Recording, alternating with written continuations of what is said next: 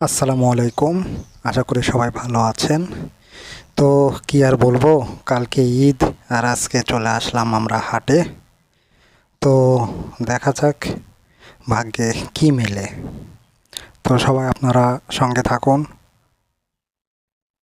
এই যে আমরা আপাতত হাটের ভিতরে ঢুকেছি। তো ঢুকে বেশ কয়েকটা গরু দেখতে পাচ্ছি, কিন্তু একটাই সমস্যা যে মনের মতন কোনো গরু পাচ্ছি না।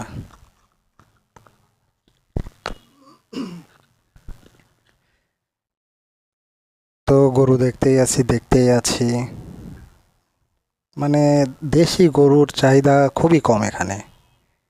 সব দেখতে পাচ্ছি ক্রস গরু বেশি।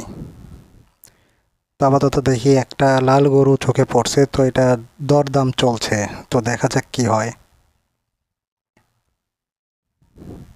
তো এই পাশে দেখতে পাচ্ছি বেশ অনেক কয়টা গরু, তো আমার আবার পছন্দ লাল গরু। তো লাল গরু খুব একটা চোখে মিলতেছে না, একটা দেখতে পাচ্ছি কিন্তু এটা এখনো দুই দাঁত হয়নি। এই যে আরেকটা দেখতে পাচ্ছি, এই গরু দুই দাঁত এবং খুব সুন্দর দেখতে, কিন্তু এটাতেও একটু দরদাম চলছে। তো আপনারা দেখতেই পাচ্ছেন যে কথাবার্তা চলতেছে।